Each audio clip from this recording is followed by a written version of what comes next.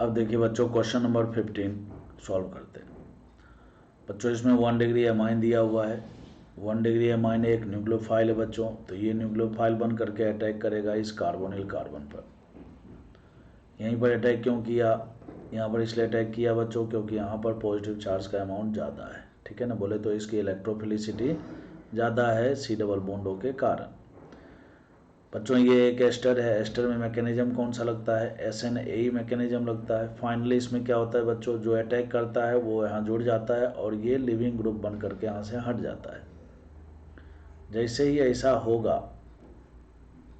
तो क्या क्या होगा ये विचारणीय मुद्दा है बच्चों। एक तो सी डबल बॉन्ड होगा, जो अटैक करता है जिस पर अटैक करता है उसके बीच में बॉन्ड बनता है बच्चों, तो यहाँ पर NH2 जुड़ेगा। जैसे NH2 जुड़ेगा इस पर तो बच्चों जब भी कोई न्यूट्रल एटम इलेक्ट्रॉन देता है तो इसके ऊपर पॉजिटिव चार्ज आ जाता है। तो पॉजिटिव चार्ज आएगा तो उसको न्यूट्रल करने के लिए यहाँ से H+ का रिमूवल होगा। जो H+ का रिमूवल होगा बच्चों वो जाएगा इस ऑक्सीजन के पास, ये बनेगा O- से OH में और ये क्लोरीन बन जाएगा। और ये जो NH2 है बच्चों ये NH के रूप में यहाँ पर जुड़ा हुआ रहेगा CH2 और R। यहाँ तक समझ में आ गया होगा।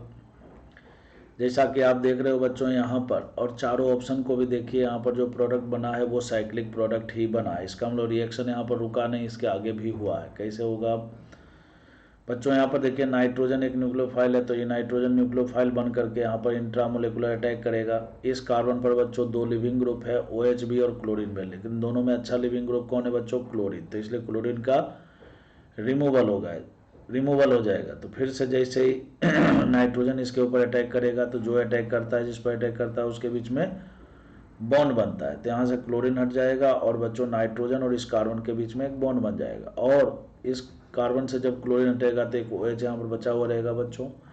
ऑप्शन नंबर 1 गलत है क्योंकि यहाँ पर OH नहीं दिख रहा। ऑप्शन नंबर 2 सही है क्योंकि यहाँ पर OH दिख रहा है। ऑप्शन नंबर 3 बच्चों बिल्कुल ही गलत है, महागलत है। और यहाँ पर ये इसलिए गलत है बच्चों क्योंकि N में पहले CH2 आएगा और फिर उसके बाद R आएगा, ठीक है ना। तो इसका करेक्ट आंसर बच्चों B होगा।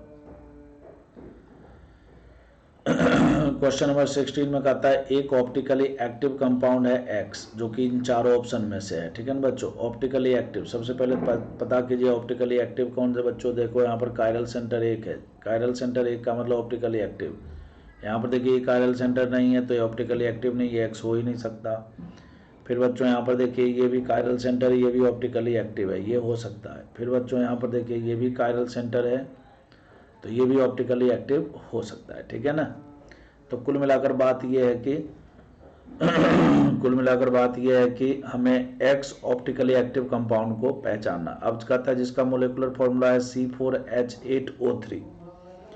तो C4H8O3 में बच्चों मतलब 4 कार्बन होने चाहिए। अब 4 कार्बन ढूंढिए, देखिए 4 कार्बन यहाँ भी, 4 कार्बन यहाँ भी, 4 कार्बन यहाँ भी, और O3 मतलब 3 ऑक्सीजन, बिल्कुल सही चल रहा है यहाँ पर। अब कहता है ये CO2 देता है with sodium bicarbonate. Sodium bicarbonate के साथ जब हम इसका रिएक्शन कराते हैं तो CO2 देता है बच्चों। सभी कार्बोक्सिलिक एसिड जो होता है बच्चों वो H2CO3 से स्ट्रॉन्गर एसिड होता है। इसलिए कार्बोक्सिलिक एसिड का जब हम सोडियम बाइकार्बोनेट के साथ रिएक्शन कराते हैं, है ना बच्चों, तो यहाँ से CO2 का रिमूवल हो जाता है, ठीक है ना। यहाँ से नहीं, ये गलत मैंने बोला, ये बेसिकली बाइकार्बोनेट यहाँ से H+ का रिमूवल करता है और कन्वर्ट होता है H2CO3 में, और ये H2CO3 टूट जाता है बच्चों CO2 और वाटर में, ठीक है ना। और साथ ही साथ इसके बाई प्रोडक्ट में बच्चों इस तरह से सॉल्ट का फॉर्मेशन हो जाता है, कार्बोक्सिलिक एसिड के सॉल्ट का, सोडियम सॉल्ट, ठीक है ना बच्चों। ओके, तो कुल मिलाकर बात यह है कि पहले लाइन से ये B तो एलिमिनेट हो चुका, लेकिन अब हमें आगे पढ़ना पड़ेगा क्योंकि कहता है कि ये CO2 देता है सोडियम बाइकार्बोनेट के साथ, तो ये तीनों के तीनों CO2 देने के लिए तैयार है बच्चों। मतलब अभी भी आंसर पता नहीं चल पा रहा है, तो इसका मतलब अब हमें आखिरी स्टेप की ओर जाना पड़ेगा। X react with lithium aluminium hydride, कहता है लिथियम एल्युमिनियम हाइड्राइड से रिएक्शन होगा और इससे बच्चों ए कायरल मतलब ऑप्टिकली इनएक्टिव कंपाउंड, ठीक है ना बच्चों।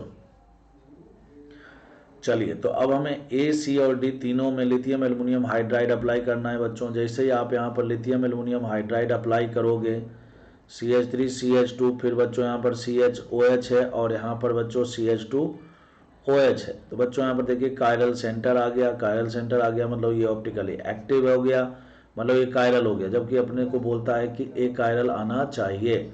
इसका ऑप्शन नंबर ए भी इसका करेक्ट आंसर नहीं है। अब बच्चों हम फिर से यहाँ पर इसका रिडक्शन करेंगे तो सी ऑप्शन में CH3CH, यहाँ पर बच्चों CH2OH है और यहाँ पर कार्बोक्सिलिक भी CH2OH में कन्वर्ट हो जाएगा। जैसा कि आप देख रहे हो बच्चों, ये कार्बन कायरल सेंटर नहीं है, मतलब इसमें कोई कायरल सेंटर प्रेजेंट नहीं है। ये sp3 कार्बन है, दो आइडेंटिकल ग्रुप है बच्चों, तो इसलिए ये ऑप्टिकली एक्टिव नहीं होगा। समझ गए बात को, कायरल सेंटर नहीं है। जबकि डी वाले में देखिए आप, डी वाले में फिर से यहाँ पर रिडक्शन जब आप करोगे तो CH3 फिर बच्चों यहाँ पर CHOH हो गया और फिर यहाँ पर बच्चों CH2 और यहाँ पर CH2OH हो गया, ठीक है ना। ये देखिए फिर से कायरल सेंटर, मतलब ये ऑप्टिकली एक्टिव है। तो कहता है ऑप्टिकली एक्टिव नहीं होना चाहिए कौन सा एक्स कंपाउंड है। तो बच्चों इसका करेक्ट आंसर हो जाएगा, क्या हो जाएगा आप बताइए, आपको भी पता चल चुका है, सी होगा।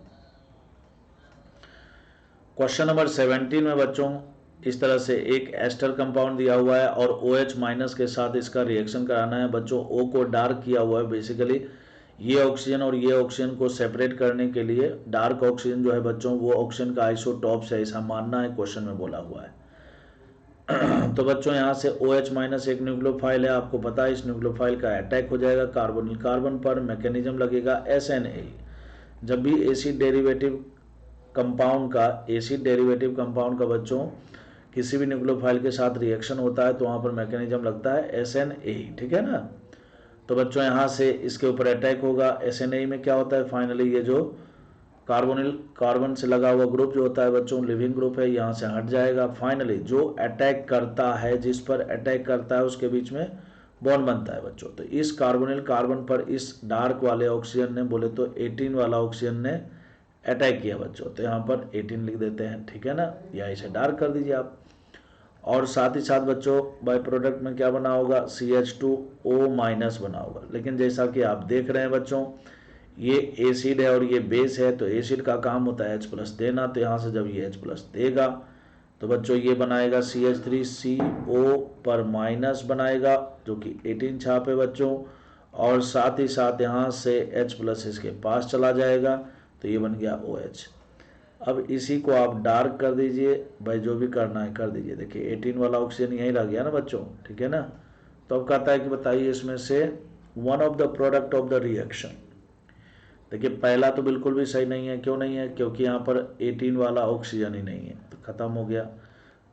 सी जो है इसका करेक्ट आंसर होगा बच्चों, क्यों, क्योंकि देखिए डार्क वाला जो है CO से जुड़ा हुआ है, तो यही तो हुआ था यहाँ पर, तो ये इसका बिल्कुल सही आंसर है। बी गलत क्यों है, बी गलत इसलिए है क्योंकि इसने 18 वाले ऑक्सीजन को इसके साथ जोड़ दिया है बच्चों। तो 18 वाला ऑक्सीजन तो अटैक किया था CO वाले कार्बन पर, तो ये तो वहाँ जुड़ा रहेगा, है ना। CH3 CH2 के साथ सिंपल ऑक्सीजन है ना, 16 वाला ऑक्सीजन जाएगा, तो यहाँ पर दोनों जगह यही गलती दिख रही, ठीक है ना। तो इसका करेक्ट आंसर बच्चों सी होगा। मैं उम्मीद करता हूँ कि आपको अच्छे से क्वेश्चन समझ में आ गया होगा। आपको कैसा लग रहा है आप कमेंट करके ज़रूर बताया कीजिए।